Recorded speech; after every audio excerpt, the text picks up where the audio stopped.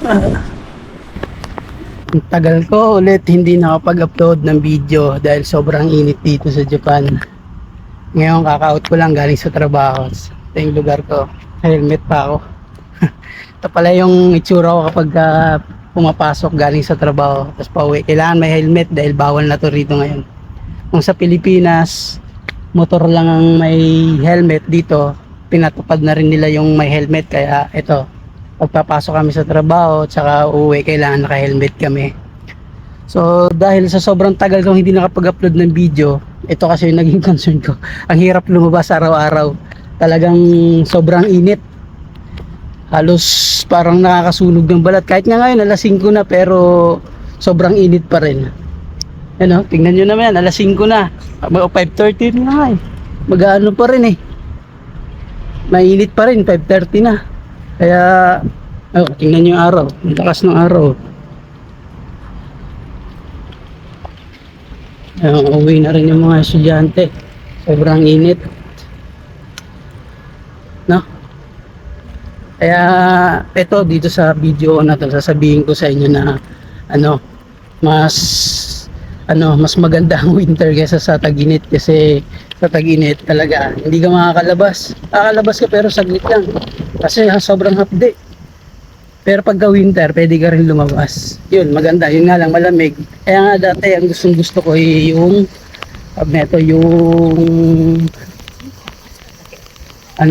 winter ay tag-init, kasi nakakalabas ako, gustong gusto ko, kasi siyempre may edad na rin ako, nahirapan na rin ako sa malamig. Pero ngayon parang gustong gusto ko na yung malamig. Kaya dito sa video na to papakita ko yung mga nangyayari sa amin pag tuwing taglamig at tuwing tag-init sa amin dito. So, tingnan nyo yung video, panoorin nyo.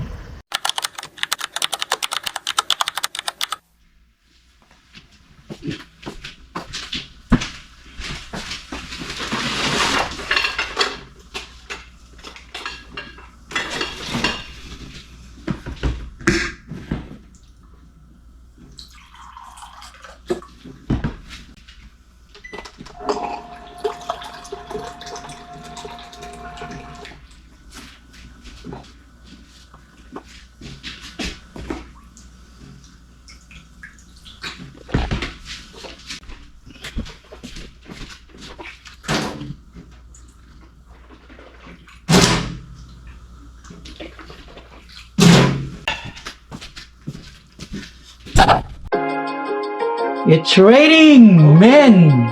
Ay! Nag-vlog ka pala. Dinala ko kasi mag-ano rin. Mag-i-snow tayo dito sa labas. Oh, lakapal ng snow.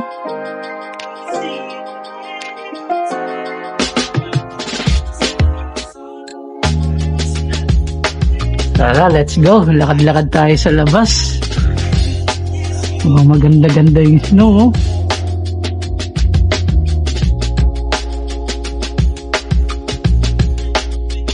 Okay, ihahatid tayo nung business natin na ulam.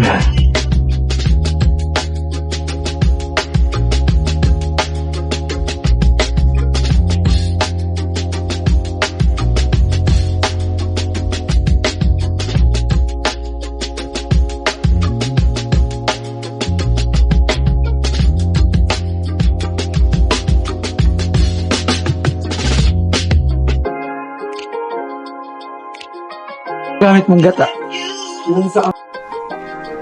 Isa na naman ng kalbaryo. Yan na naman.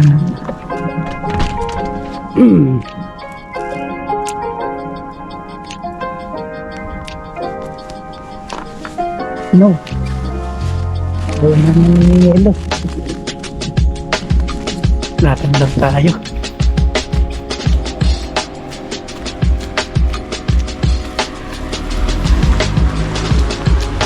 Manas na naman dito sa amin, umuulan na naman ng yelo.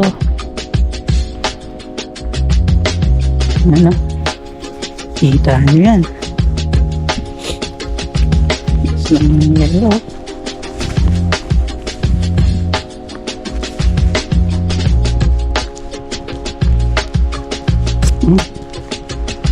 Pas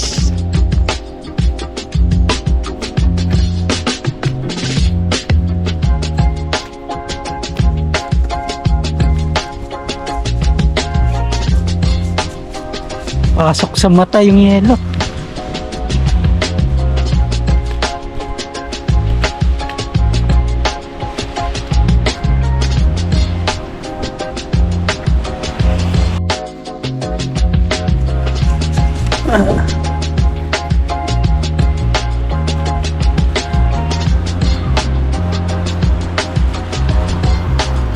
Ah.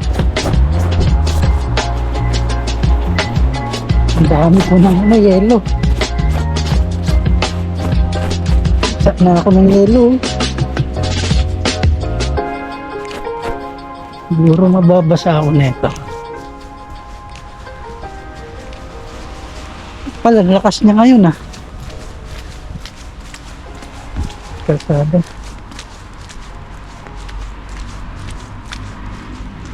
Nakabubong, puti na rin. Ang puno, puti na rin. Ano?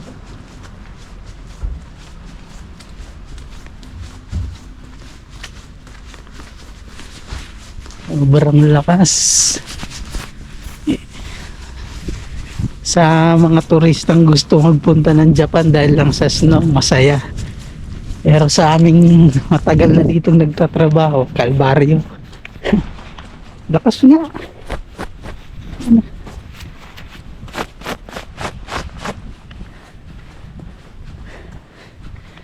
Vlog tayo ngayon dahil umuulan. Nakita ko lang sa inyo kung paano kalakas yung ulan dito.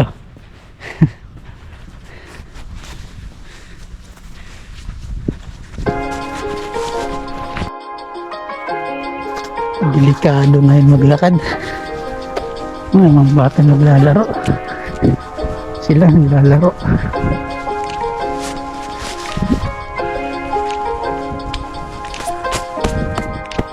Makakabasa ako.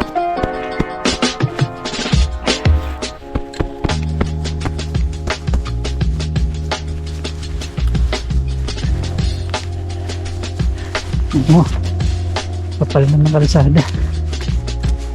Pero wala pa to. Maano na sa amin to, parang makapal na dahil minsan lang dito magganyang kapal yung yelo eh. Yan o. Pero sa ibang lugar talaga. Pero sigurado sa ibang lugar mas makapal na kasi lumakas ng ganito sa amin eh. Mas mabawa na ito ng amin eh. Hingal ako. Hirap mag sideline. Kumita ng pera. Nagluluto kasi ako ng ulam sa iba kong mga katrabaho. Para may extra income ako. Mga iba ko kasing tabats medyo ano na sila. Ito. Parang papagod na sila. Magluto ng ulam nila, tinatamad dahil malamig nga, malamig din yung tubig. Yan ginagawa ko minsan. Pag gusto nila magpaluto, nilulutuan ko sila. Tapos ito ngayon, nahatid ko na yung lutong ulam. Makakalibre na rin ako sa ulam. Plus may extra pa minsan. So, ganun lang. Tapos na ano. Ulam. Kapal na dito bando. May daanan, no? Kapal.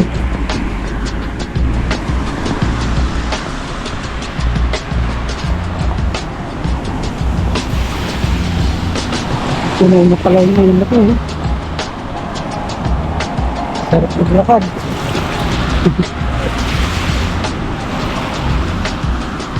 Laro dito sa snow.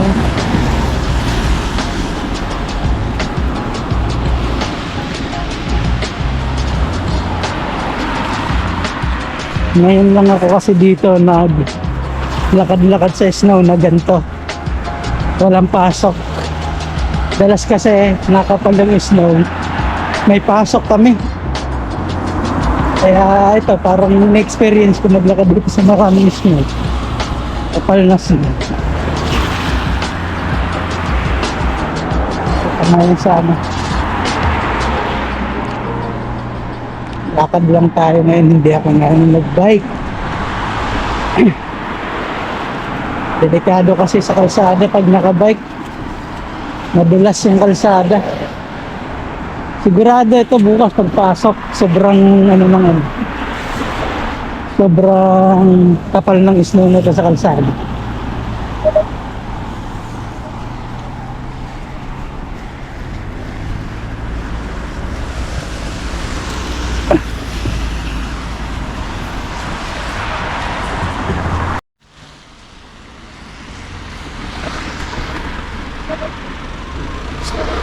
Tawid.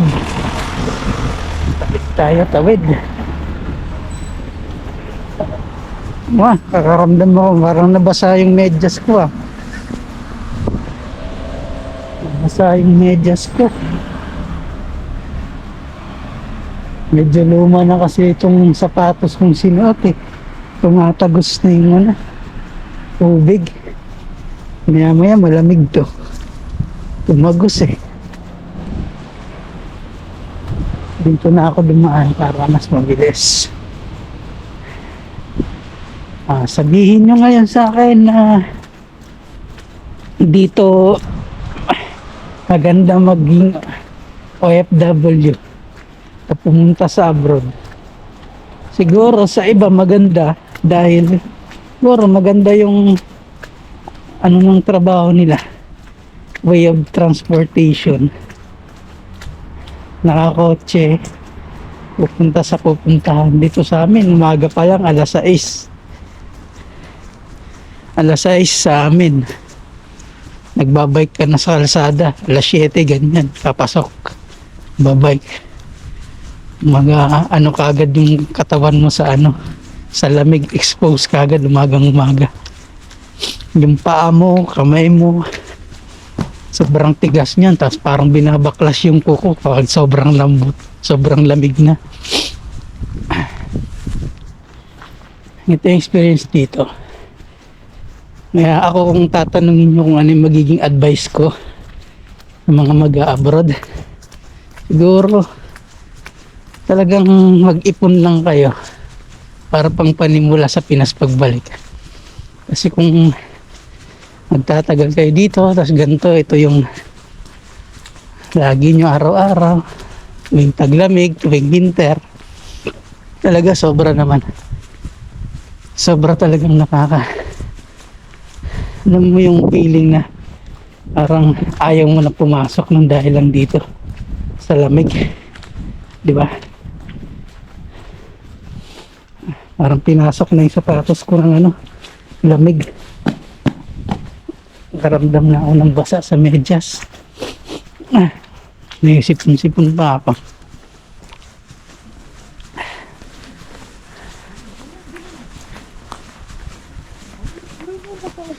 Yung iba nakapayong. Kita niyo yan? Ako nakasombrero na. Medyo tunaw na rin yung yelo kagad. Ang bilis.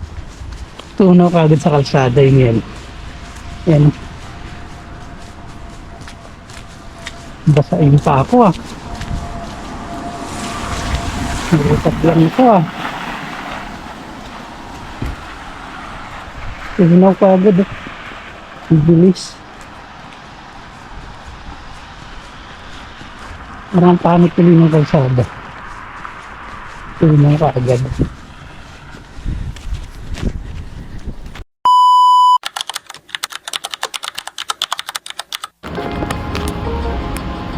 Magandang umaga mga tol. Biyernes ngayon, hindi ako pumasok. Lalaro ako ng basketball ngayon kasi ang tagal ko nang di naglalaro.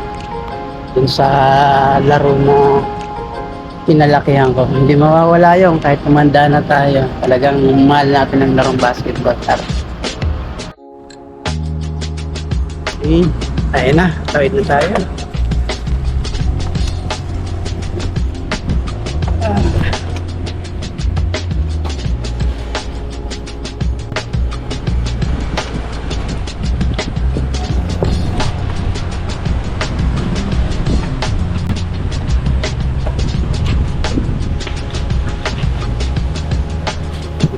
Parating na tayo dito sa court kaso alas 10 pa siya.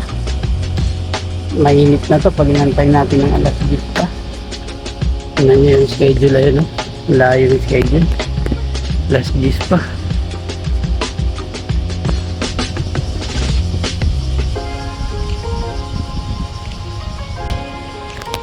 Lipat tayo. Merong maagang nagbubukas na court dito, hall court siya, kaso medyo malayo-layo.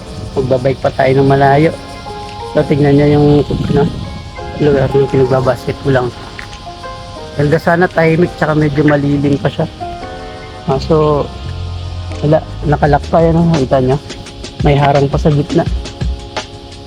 Lipat tayo, dun tayo sa malayo, kahit mainit. Ayan tayong gagawin eh. Tara. Kita nyo yung araw.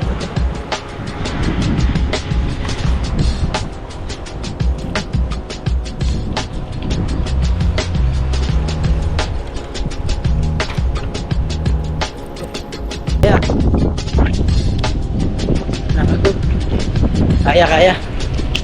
Buzzer beater tayo. Buzzer beater tayo, Pinoy tayo eh. Mahilig tayo mag-violate ng rules.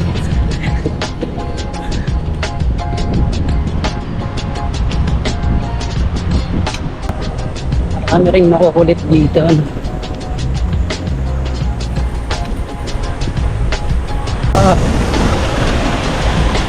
Ang araw.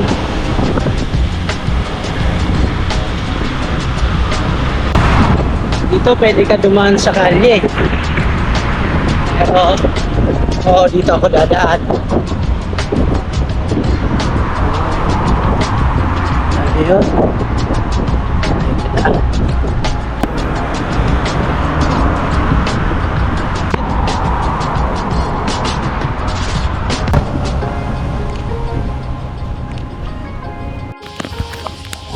Sakto, alas 9 na. Nakarating na tayo dito sa paglalaroan natin. Ayun eh. Yun yung court. Kita nyo. Haba, all court. Walang tao. Ayun, naglalaro. Sobrang init kasi. Oras 9. Oh, may orasan yan. Yung park na to. Maganda itong park na to dito. Ayan na. Tingnan nyo. Yung nag-a-announce, naririnig nyo yung nag-a-announce, nag-a-advise sila na sobrang init ngayong araw. Na-advise nila na gamitin yung mga aircon sa loob ng mga bahay nila kasi sobrang init talaga. Yan, naririnig nyo, yun yung pagkakaintindi ko sa sinasabi niya. Hindi pa kasi ako gaano kagalingan sa iintindi at pagsasalita ng Nihongo, Japanese language, pero yun yung pagkakaintindi ko. Yan na, nag-advise sila dahil sobrang init ngayon. Pero andito ako, alas 9. Alas 9 dito parang init na ng mga alas 2. Siguro kaya walang may naglalaro, di ko lang sure. Ayun. Di ko lang alam kung binuksan ba yung court kasi nakasarado pa yung pinto eh. Di ko lang sure. Tingnan natin. Kabilang side. Basket. Ang lakas. Ano ba yan? Hindi makashoot. Katapos ng laro na to, negro ako. Lakas ng araw eh. Basket ka. Takot na to kasi mabalian eh. Basket. Game shop. Game shop. Bang!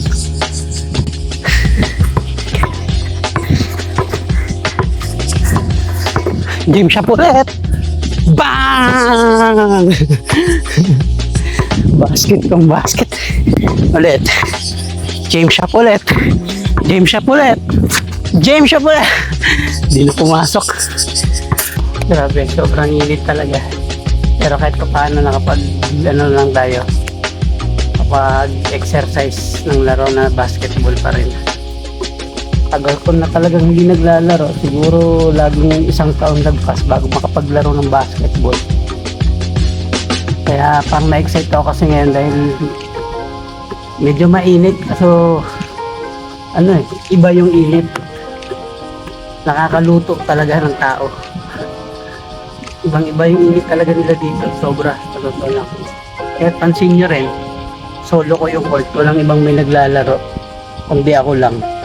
Kasi sobrang init talaga. Ultimo tao dyan dumadaan sa labas, sa kalsada. Wala kayong makita dahil sa sobrang init. Sa sobrang lakas ng init ngayon dito sa Japan. Tingnan nyo tong park. Yan yung park, di ba? Yan. May monitoring dito kung gaano kataas yung init ngayong araw. Tingnan nyo. Ito. Yan o. Kita nyo yan. Awang ko kung accurate to or gumagana siya o hindi. Pero malapit na siya mag 40 degrees Celsius yung init. Di ako gaano marunong tuminid ako yung 40 yung mataas. Or itong negative dito, negative 20, negative 10 yung pinakamataas. Yan. Init. Pinagdala ako yung extra damit, nakapagpalit ako. Tapos na. Nakuha ko na yung gusto ko, nakapagpapawis na ako, naglaro na ako ng basketball. Naarawan na rin tayo, solve na rin yung araw natin. Hindi pa huli ang lahat para sa mga nagkakaedad na tulad ko. Exercise lang tayo para maalagaan natin yung katawan natin, yung sarili natin. Hanggang dito na lang. Kita-kits ulit tayo dito sa susunod kong video.